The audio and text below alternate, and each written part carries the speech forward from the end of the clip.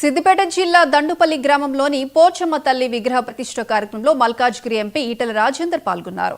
ఈ సందర్భంగా ఆయన మాట్లాడుతూ భారత సంప్రదాయం చాలా గొప్పదని, స్త్రీలను గౌరవించడం మాత్రమే కాదు వారే దేవతలుగా పూజించుకుంటామని చెప్పారు. సహనానికి ప్రతిరూపం స్త్రీ అని, అమ్మవారి అనుగ్రహం మనందరి మీద ఉండాలని కోరుకుంటున్నట్లు వెల్లడించారు.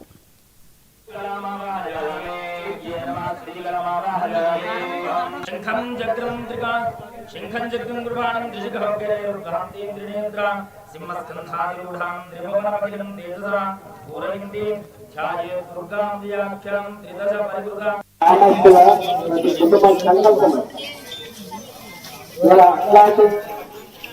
రామపౌరు రక్షణ కోసం రామపౌరు కళల జీవాలు నల్లపోతమ్మ తల్లి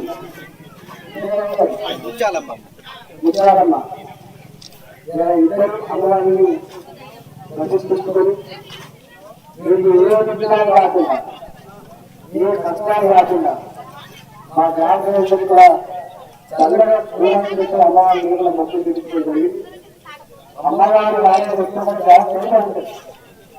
మనకు లక్షల గ్రామాలకు మనం వీరపడినప్పుడు కావాలంటే అమ్మవారి గ్రామంలో గుజరాలు ఉంటాయి, గ్రామంలో గుజరాలు ఉంటాయి. గుజరాలు చాలా మంది అమ్మవారి